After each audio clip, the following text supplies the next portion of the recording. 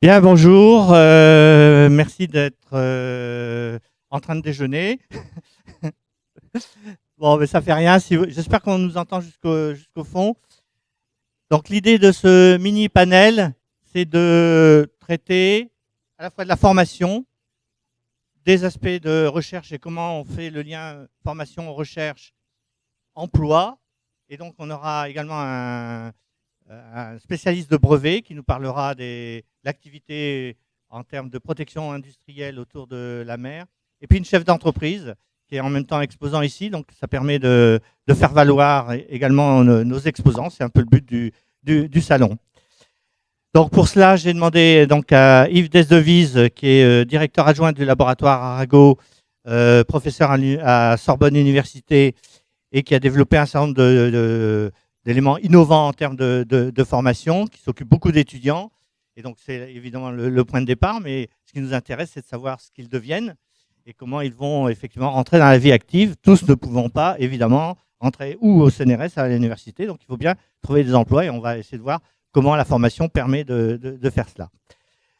Donc, ensuite, j'ai Daniel Lestan, qui fait, on va dire l'interface entre la recherche et le monde de l'entreprise, qui accompagne les entreprises, notamment innovantes, et en particulier dans le domaine de la mer, qui est donc basé à Montpellier et qui fait partie de la structure ADOC, qui porte bien son nom. Ensuite, on va aller dans l'ordre. Plutôt Catherine Grosset-Fournier, qui donc dirige la société éponyme qui s'occupe de protection industrielle, protection intellectuelle, qui d'ailleurs travaille pour un certain nombre d'entreprises ici, qui viennent de Paris. Donc merci d'avoir bravé les conditions sociologiques pour venir jusqu'à Banyuls. Merci beaucoup.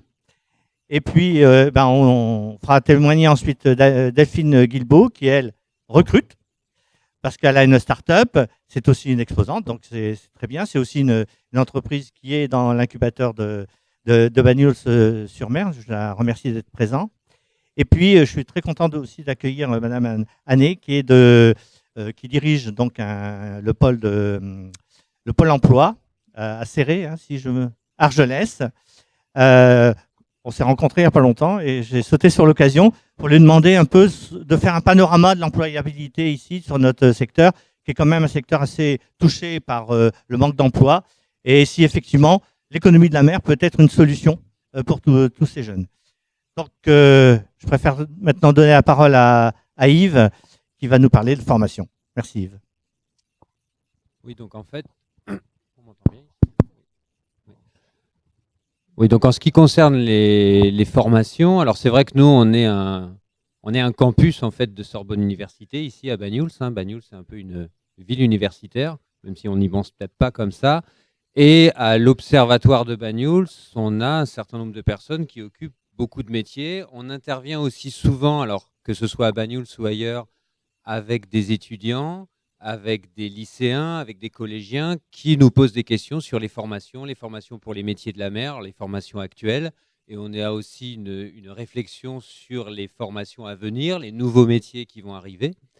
Alors déjà, ce qu'il faut savoir, c'est vrai que souvent, on se dit que pour travailler sur le milieu marin, pour faire des choses comme ce qu'on fait à l'Observatoire de Banyuls, il faut nécessairement des études longues, des hautes formations, des formations longues, et les lycéens, les collégiens ont presque toujours ça en tête. Et ce qu'ils ne savent peut-être pas, c'est que dans une institution comme la nôtre, on va avoir des gens de tout niveau, c'est-à-dire des gens qui peuvent ne même pas avoir le bac, ou avoir le bac, ou bac plus 3, bac plus 5. Et effectivement, il y a des gens qui sont chercheurs, qui ont des bac plus 8, etc. Mais on peut avoir des formations vraiment de tout niveau et travailler dans les sciences marines, travailler en relation directe avec le milieu marin. Donc ça, c'est bien important à savoir. Et là encore, on pense souvent que ces formations sont nécessairement très spécialisées. Alors, il y a des formations qui sont clairement en sciences marines et maritimes. Et typiquement, c'est au niveau master. Il faut savoir qu'avant ça, il y a encore en France peu de formations qui sont directement orientées sur les sciences marines. Après, en formation aquacole, etc., ça existe, mais il n'y en a pas tant que ça. Il y a quelques formations courtes.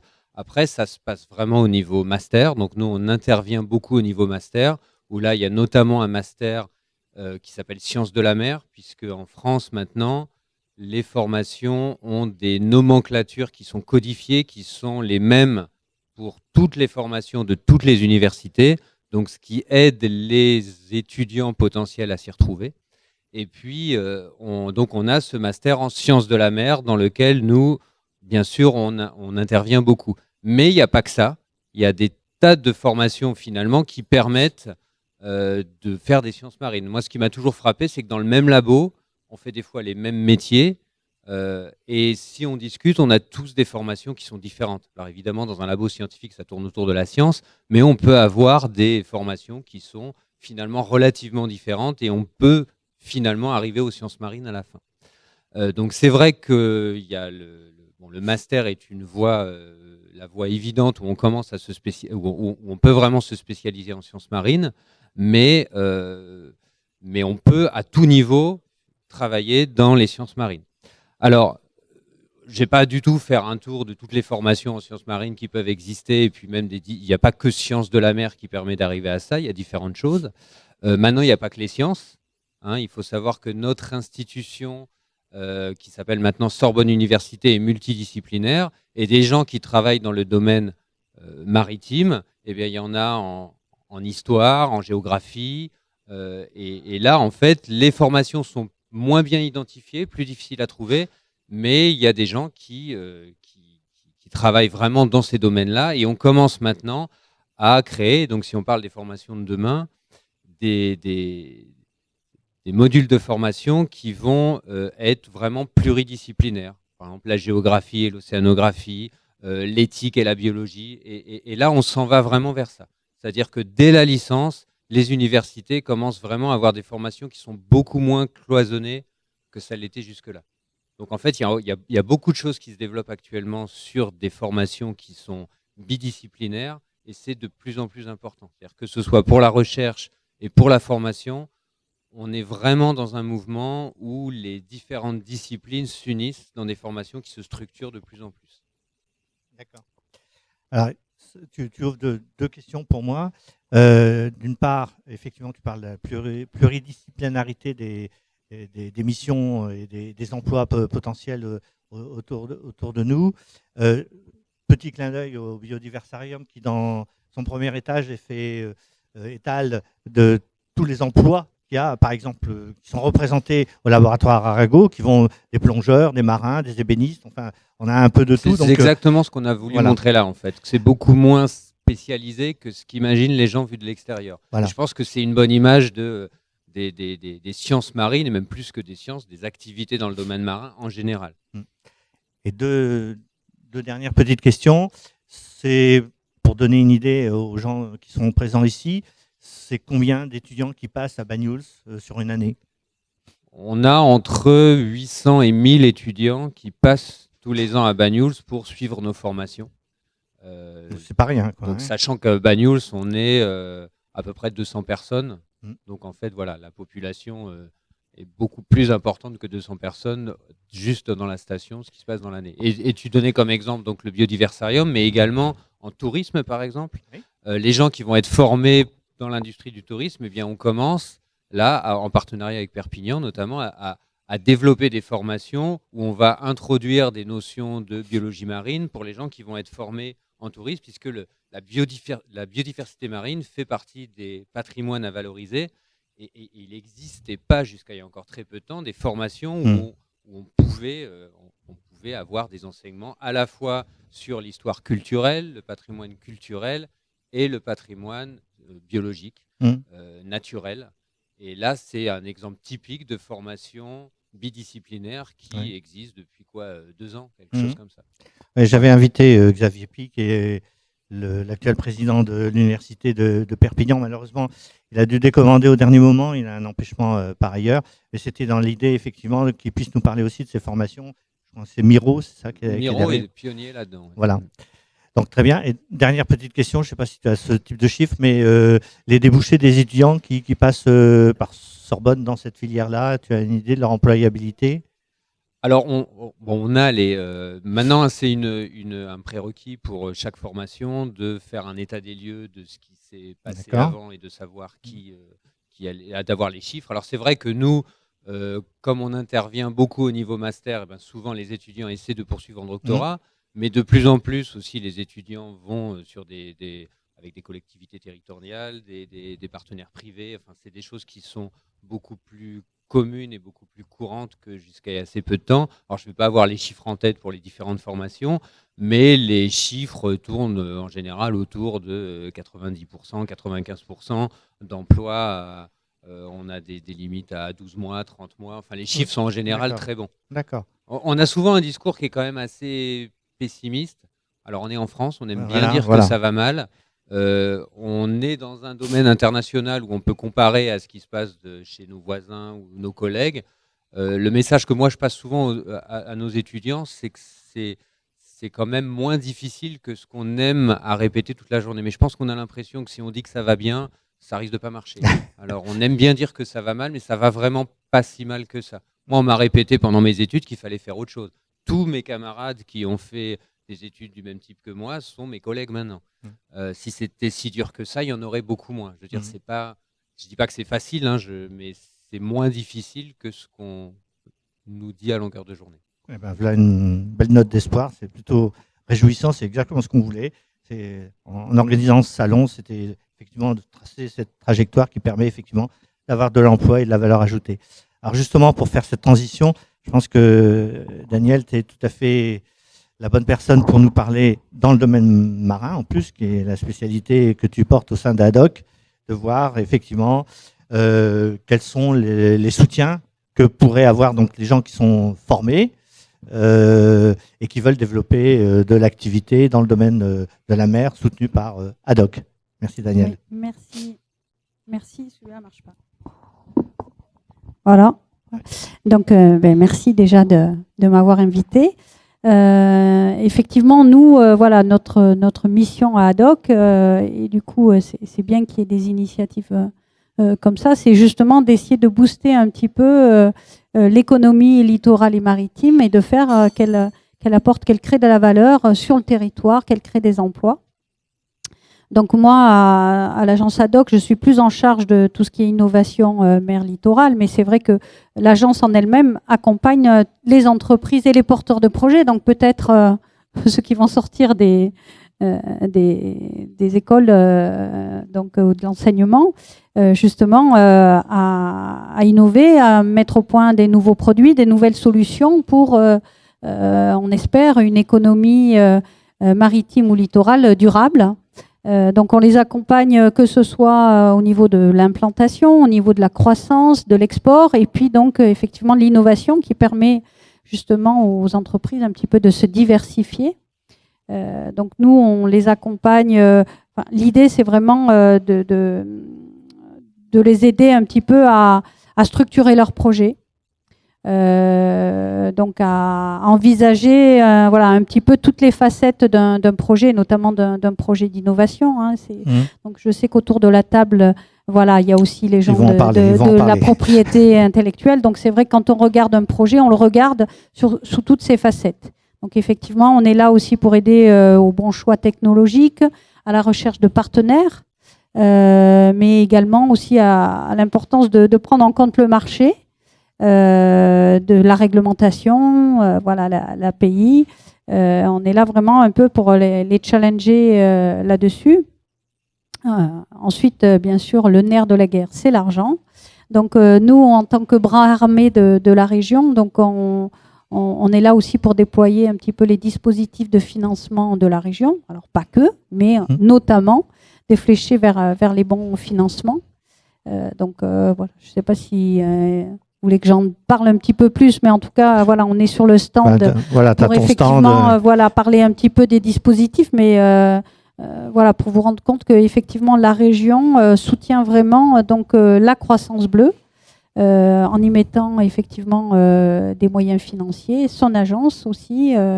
Voilà, on est là pour aider. On est là aussi pour animer, un petit peu structurer les différentes filières. On s'occupe par exemple de l'animation de la filière éolien flottant. Oui.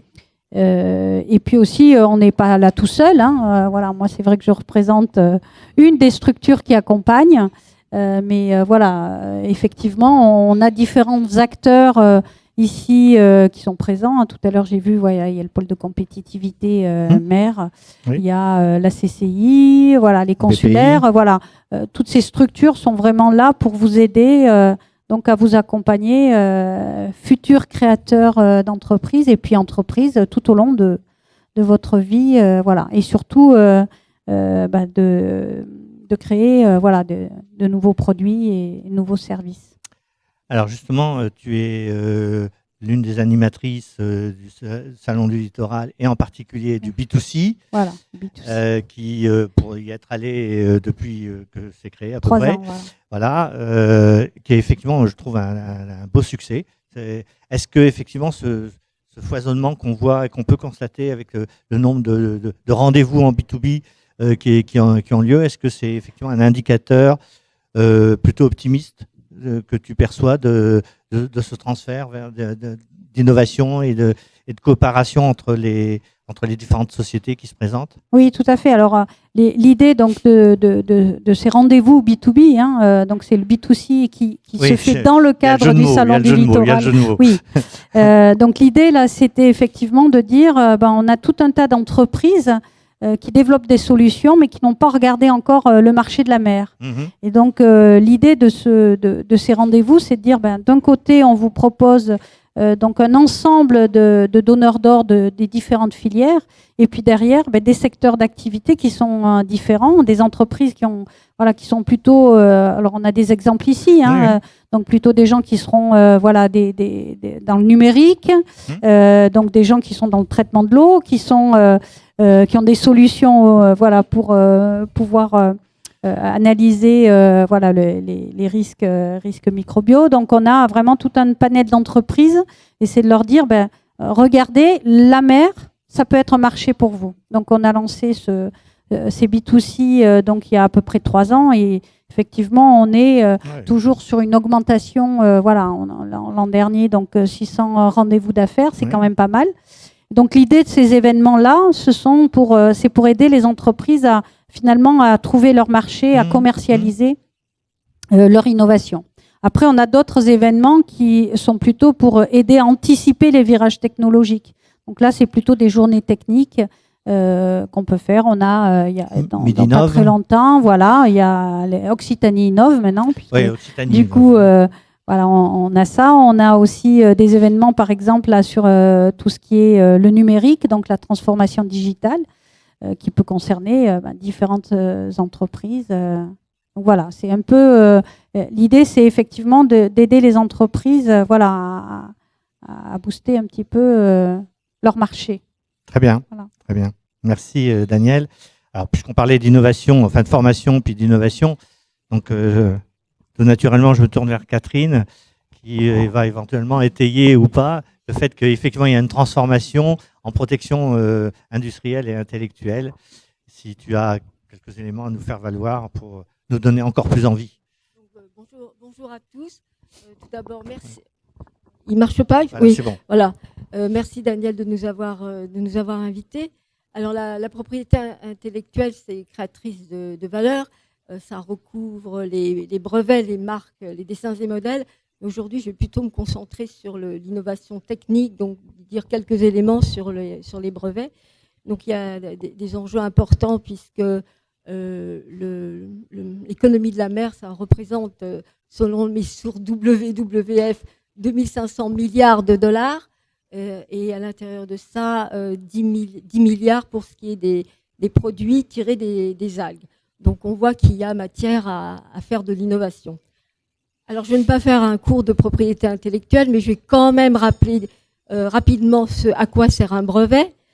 Donc, un brevet, c'est un contrat entre la société et l'inventeur, contrat à l'occasion duquel l'inventeur divulgue son invention. Alors là, le brevet sert quand même un outil économique, commercial aussi, parce que ça permet de faire de la publicité, ça permet une certaine visibilité, et puis aussi pour les startups, c'est important pour pouvoir faire des levées de fonds. Voilà.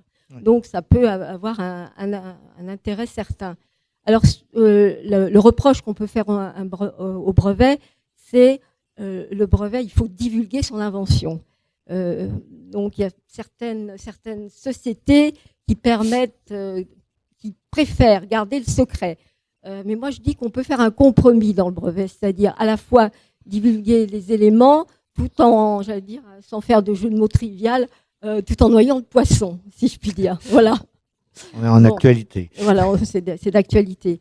Alors, si on regarde les brevets et la mer, j'ai justement fait une petite recherche. Et dans le domaine des brevets, il y a une classification internationale qui regroupe 8 classes. Et on s'aperçoit que parmi ces 8 classes, il y en a 7 qui concernent tout ce qui tourne autour de la mer. Alors, je ne vais pas faire un petit catalogue, mais si vous voulez, ça donne une idée de ce qu'on peut protéger. Dans la classe, c'est la classe de A à H. Donc, la classe A, ce sont les nécessités de la vie. Donc là, on y retrouve les médicaments, les produits cosmétiques, les cultures de crustacés, par exemple. On y retrouve aussi les engins destinés aux loisirs, les bateaux, etc. Dans la classe B, c'est la classe des techniques industrielles. Donc, c'est là qu'on va ranger les navires. Bon. Dans la classe C, la classe de la chimie, on va trouver les procédés de traitement de l'eau. Dans la classe, classe D, papier et textile, il n'y a aucun qui ne concerne pas du tout la mer. Oui, mais voilà. Mais en tout cas, on les trouve pas dans les, on les trouve pas dans la, il y a aucun, je n'ai rien trouvé en tout cas. Et les 3 dernières classes, la classe E, donc ce sont les constructions fixes, on trouve les barrages. La classe F, c'est la mécanique, on va trouver l'utilisation de l'énergie des vagues. Et les 2 dernières classes, ce sont la physique et l'électricité. Et là, on y retrouve les sous-marins et les câbles marins. Voilà. Donc, j'ai aussi un petit peu regardé. Alors, ça, ce sont ces 7 classes. Et parmi ces 7 classes, la mer occupe 97, parce que c'est ensuite classé en sous-classes, 97 sous-classes. Donc, on voit l'importance et la prégnance de la mer, même dans les dépôts de brevets. Donc, j'ai fait une petite analyse statistique entre 2010 et 2018. Alors, il y a des secteurs qui sont en stagnation. Par exemple, ce qui concerne l'utilisation de l'énergie marine, c'est en stagnation dans le cadre des dépôts de brevets. Par contre, il y a une augmentation concernant le traitement des eaux. Il y a également une augmentation vis-à-vis des algues et des produits tirés des algues. Et un chiffre aussi intéressant, enfin, anecdotique, en 2010, on a déposé 3 brevets en cosmétique à partir de produits de la mer, et en 2018, il y en a 350. Donc, ça montre un certain engouement. Voilà. Ce que je voulais vous dire aussi, que moi, j'ai eu l'occasion, enfin, sur le plan pratique, parce que j'aime bien raconter des histoires, je me suis occupée du brevet de Vincent Laudet sur l'identification des gadiformes. Donc, c'était un brevet qui portait sur des amorces et surtout une signature génomique qui permettait de détecter et d'identifier s'il s'agit d'une morue ou d'un merlu ou d'un colin. Donc ça, c'était déjà en 2002. Y compris dans les produits transformés. Oui, produits transformés, c'était surtout pour détecter justement dans les produits adultérés s'il y avait du colin etc., ou du merlu. Donc 2002. J'ai eu aussi l'occasion de m'occuper d'un ver marin, Arenicola marina, donc un ver marin dont on extrait un complexe protéique qui permet de jouer le rôle de substitut sanguin.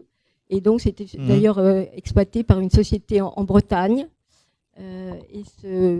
L'intérêt, c'est que c'est une hémoglobine extracellulaire. Et cette hémoglobine extracellulaire, elle est fonctionnelle même à 4 degrés, donc elle permet la conservation des organes. Donc, il y a une start-up qui s'est créée et qui est florissante d'ailleurs. Et plus récemment, je me suis occupée d'un brevet, enfin de plusieurs brevets sur les algues, et un brevet qui permet de déterminer si on est en présence d'algues brunes, d'algues vertes et d'algues rouges, toujours pareil, en regardant la signature génétique à partir du gène LSU. Enfin, bon, je ne vais pas rentrer tôt dans les détails techniques. Alors, un brevet, à quoi ça sert? Un brevet, ça sert aussi à attaquer en contrefaçon.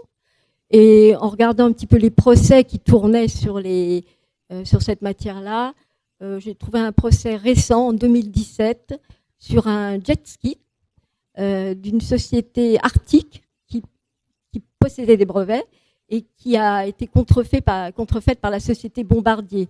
En fait, il s'agissait d'un module d'étranglement qui permettait de maintenir la poussée de l'engin sur la mer, tout en ne perdant pas la vitesse et surtout lorsqu'on rencontre un obstacle. Et Bombardier a perdu et il a dû payer 50 millions de dollars à cette société. Voilà. Très bien. Alors, je ne veux pas non plus vous quitter, bon, c'était un petit tour dont je voulais parler, sans vous parler de la loi Pacte, parce que vous savez que le gouvernement a légiféré et a émis une loi Pacte qui a un impact sur la propriété industrielle en France, puisqu'on veut rendre le brevet français plus fort. Donc jusqu'à présent, le brevet français est soumis à un examen auprès de l'INPI, mais le seul critère qu'il fallait remplir jusqu'à présent, c'était la nouveauté. Et maintenant, il va falloir également discuter de l'activité inventive devant l'Office à partir du mois de mai 2020. Il y a aussi un autre élément important, c'est que il y a la possibilité d'avoir une procédure d'opposition comme le brevet européen, c'est-à-dire qu'on a voulu rendre les lettres de noblesse au brevet français. Et un autre point, c'est la possibilité de choisir entre un titre court ou un titre long, le certificat d'utilité qui dure 10 ans ou le brevet qui dure 20 ans. Quand on avait choisi le certificat d'utilité, jusqu'à présent, on ne pouvait plus revenir sur un titre long. Mais maintenant, il y a la possibilité de muter vers le brevet. Et enfin, la nullité. Jusqu'à présent, quand on voulait attaquer en nullité un brevet, il y avait un délai de prescription. Et maintenant, le délai de prescription n'existe plus. On peut attaquer en nullité un brevet français à n'importe quel moment. Et ceci pour éviter que on soit rempli de brevets qui ne valent rien. Donc c'est vraiment pour redonner les lettres de noblesse au brevet français. Voilà. D'accord. Merci Catherine. Donc ton panorama rejoint bien tout ce qui a été dit jusqu'à présent sur la diversité des possibilités qu'offre l'économie de la mer. C'est le sens de My Blue City ici, d'essayer de couvrir un maximum de secteurs. En commercialisant le salon, je me suis aperçu qu'effectivement on avait des champs immenses et on aurait pu faire 3 fois la salle si on avait eu plus de temps et plus de moyens, certes. Donc voilà, on a une belle illustration avec nos 2 précédents panélistes. Je te remercie. Alors, on va donner la parole à Delphine Guilbeault, brillante présidente de Microbia Environnement. On est très fiers de l'avoir chez nous à Bagnols-sur-Mer. Alors là, c'est l'expression concrète du passage de la formation, puisque Microbia est né au laboratoire Arago, était étudiante chercheuse dans ce laboratoire, donc formée. Comme quoi la formation conduit bien à des choses très très concrètes. Et puis bon, du coup, tu as recruté. Donc c'est la démonstration qu'il y a des choses qui se passent. Alors je te laisse la parole pour montrer un peu cette trajectoire et les perspectives d'avenir. Merci beaucoup Daniel. Bon alors moi je vais un petit peu synthétiser tout ce qui a été dit parce que pour rebondir sur ce qu'a dit Daniel, donc nous on est accompagnés par ADOC, anciennement Transférière depuis 2015, qui nous ont beaucoup aidés à structurer notre démarche dans la création d'entreprises, dans comment réfléchir son marché, de l'innovation, et qui nous ont toujours vraiment fourni un accompagnement de qualité sans lequel on ne serait pas là non plus aujourd'hui. Hein. Donc la mise en relation, les B2C, très très bien. Et puis aussi vraiment le bonheur de connaître Catherine qui nous a vraiment aiguillés sur tout ce qui est propriété industrielle, parce que c'est vrai que c'est quelque chose qui valorise beaucoup les développements de la société, même si ça a un coût et qu'on peut divulguer une partie du secret. Catherine emballe très bien les choses avec tout le vocabulaire qu'il faut et on ne révèle pas non plus toutes les recettes secrètes, mais c'est vraiment important auprès de nos investisseurs puisque ça donne vraiment une valeur ajoutée et aussi quand on va plus loin dans le développement commercial, dans la croissance, ça donne vraiment une valeur ajoutée qu'on sous-estime souvent pour tout ce qui est venture capital. Et puis, pour revenir à mes sources, au laboratoire Arago, effectivement, j'ai fait mon doctorat de thèse ici il y a quelques années maintenant déjà. Et puis après, j'ai suivi un petit cursus un peu classique de postdoc à l'étranger. Et puis, je suis revenue un peu par hasard finalement à Banyuls, mais je ne regrette pas parce que le hasard fait bien les choses. Et puis, bon an, mal an, Microbia est né. Et j'ai vraiment reçu un bel accueil et un bon accompagnement à l'Observatoire. Et non seulement ça a été propice au développement du projet, parce qu'au début, on n'a pas d'argent, on ne sait pas trop dans quelle direction on va, puisqu'on ne connaît que la recherche, on n'a pas forcément de formation pluridisciplinaire, comptable, juridique, finance, et tout ce qui pilote une société. Et donc, d'où le rôle aussi de Haddock, puisqu'ils nous mettent en relation avec les bons intervenants. Donc, la leçon de ça, c'est de ne pas y aller tout seul. Il faut vraiment intégrer un incubateur, être bien accompagné, avoir les bons partenaires. Nous, dès le départ, on a eu vraiment la chance d'être suivis par Créalia, qui a fait levier. Après, on a eu BBI France et la région qui nous ont suivis. Mais parce qu'on a eu des bons conseils de Haddock. Franchement, c'est vraiment Haddock qui a tout initié au départ. Et puis après, tout s'enchaîne. On intègre des réseaux de pôles de compétitivité. Et puis après, on a besoin de se développer, donc de recruter.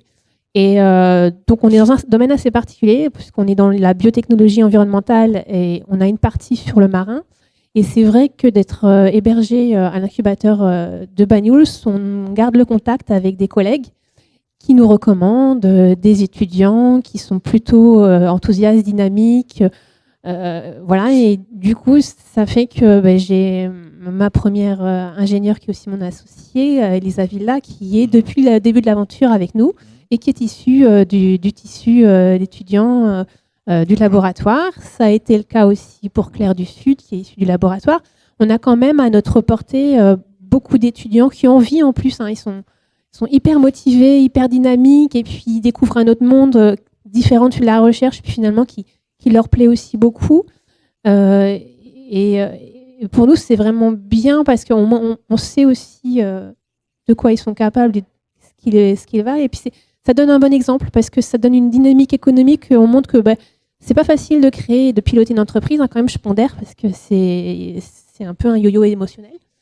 Mais finalement, ça montre aussi aux étudiants qui sortent des cursus universitaires dont certains pilotés par Yves, qu'on peut créer son entreprise, si on a une bonne idée, il n'y a pas de raison de rater. Après, on peut essuyer des échecs, mais on peut toujours rebondir dessus et puis évoluer. Il faut rester à l'écoute, il faut rester humble et puis il faut apprendre. Il faut continuer à être scientifique. Finalement, on apprend, on découvre, on se positionne, on se questionne et on avance comme ça.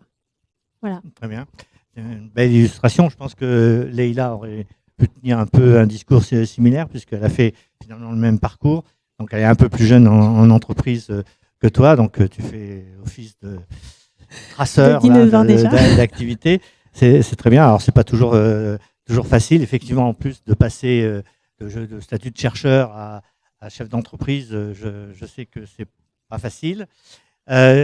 Juste parce qu'on est sur la période d'emploi et la transition avec Mireille Hanel après, tu as des perspectives d'embauche là prochainement? Toi Delphine. Oui. Là, on est en pleine croissance économique, donc oui.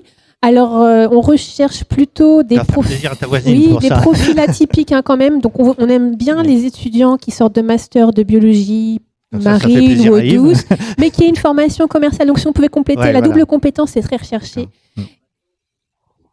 Maintenant, c'est beaucoup plus le cas, c'est-à-dire qu'on crée des modules qui, justement, leur apportent ces compétences qu'ils n'ont traditionnellement pas à l'université. Maintenant, c'est clair, en tout cas, dans pas mal de masters. Mais c'est une bonne nouvelle, la possibilité. Parce qu'on est en recherche, et c'est très difficile. Il faut souvent aller sur des métropoles comme Toulouse, Montpellier. C'est vrai que quand je dis maintenant, c'est oui. pas il y a 2 ans, c'est vraiment l'année dernière, maintenant, qu'on crée ça, notamment le master de biologie intégrative, et quelque chose qui s'appelle Passeport pour l'entreprise, où...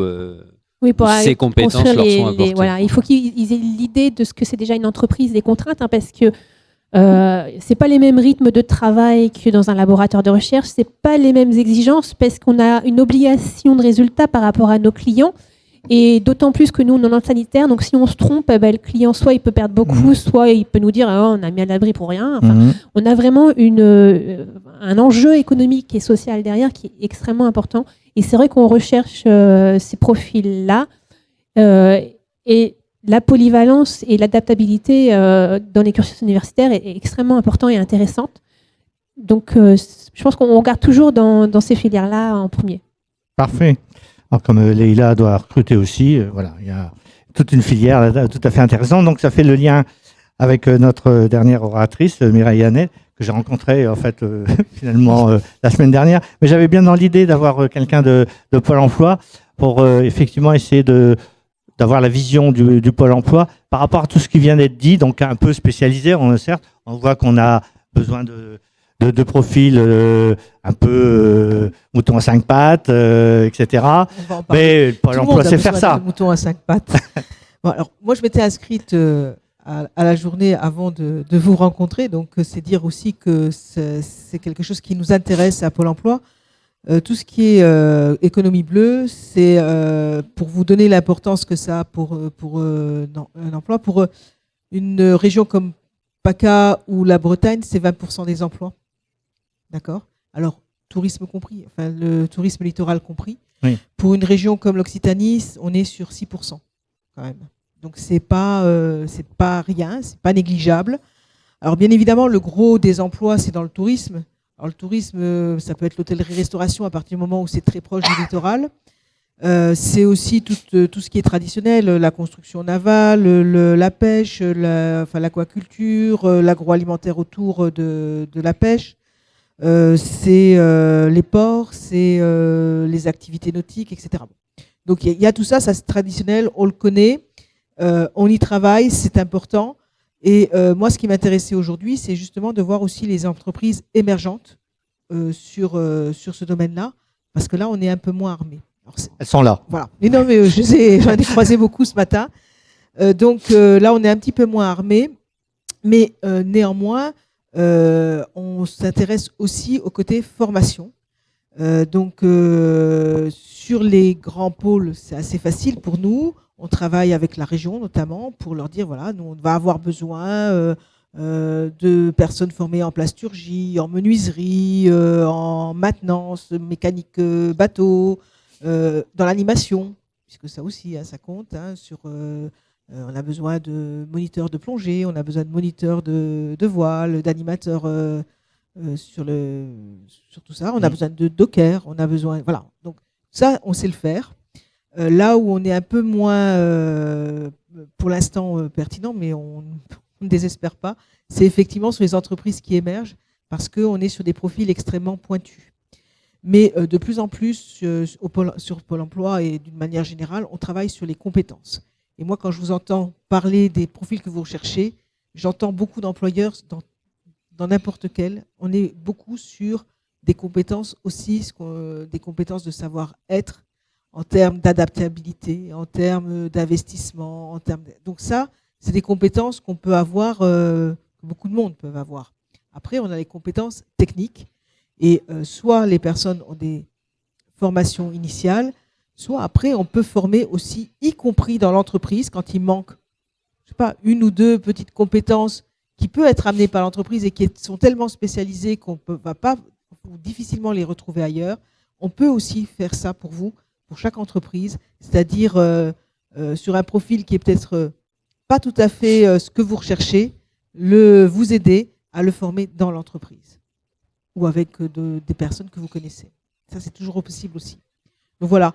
Donc on peut intervenir de manière collective sur les grands domaines et de manière beaucoup plus fine, y compris en faisant des analyses de postes pour des entreprises qui ont des besoins extrêmement spécifiques. D'accord. Après, on est un réseau national. Quand on ne trouve pas de manière locale, on peut trouver sur d'autres régions. Et ça aussi, c'est notre force. D'accord. Voilà. Et ça peut aider les entreprises de manière locale. Très bien. Bon, pour conclure ce mini-panel, je voudrais demander à chacun juste un mot sur sa motivation sur l'économie bleue. Vous êtes tous venus pour ce salon My Blue City. Donc, c'est quoi votre motivation dans l'économie bleue, vue de votre fenêtre, évidemment? Alors, Yves, juste un mot. Juste un mot, je ne vais pas y arriver, mais simplement. Je te connais. Nous, à l'université notamment, on est très dans le savoir académique. On n'a pas vocation à former que les gens qui vont nous remplacer. Oui. Voilà. Donc, et là, on parlait de compétences. Là aussi, ça se met en place. C'est pas encore mis en place, mais on est en train de mettre en place l'approche par compétences à l'université, où ça va être bien plus en phase avec le monde socio-économique et pas que nous remplacer pour faire de la recherche. Daniel? Moi, ça va être assez simple. Innover, innover et innover. Voilà, j'avais dit un seul, mais bon. Je l'ai répété. Merci, Daniel. Ben nous, c'est vraiment pour apporter de l'innovation et faire entrer la France et même le monde, parce que des fois, les technologies ne sont pas présentes, dans le XXIe siècle, enfin.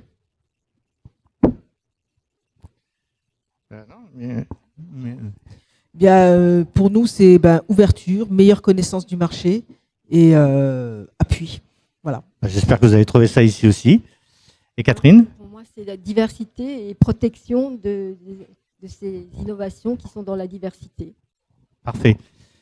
S'il y a des questions éventuellement aux panélistes, ils attendent vos questions, éventuellement. Et s'il n'y en a pas, oui?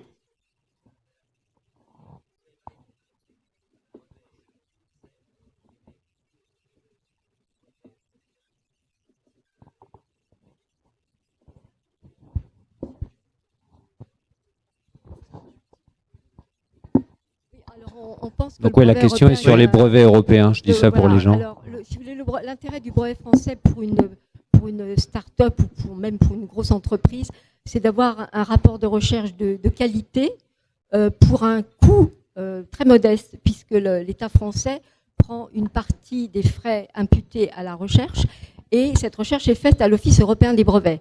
Donc jusqu'à présent, c'était un brevet facile à avoir, le brevet français. Le brevet européen, c'est un brevet qui est beaucoup plus difficile à avoir, certes qui potentiellement couvre 28 pays, mais une fois qu'il est obtenu, il faut revalider dans chacun des pays. Donc un brevet européen n'est pas du tout un brevet économique. On n'est pas encore dans le brevet communautaire, hein, voilà, qui n'est pas encore entré en vigueur. Voilà, voilà, non, là-dessus non. D'autres questions? Vous n'avez pas de brevet, pas de... Eh bien, écoutez, merci d'avoir participé, merci de venir sur My Blue City.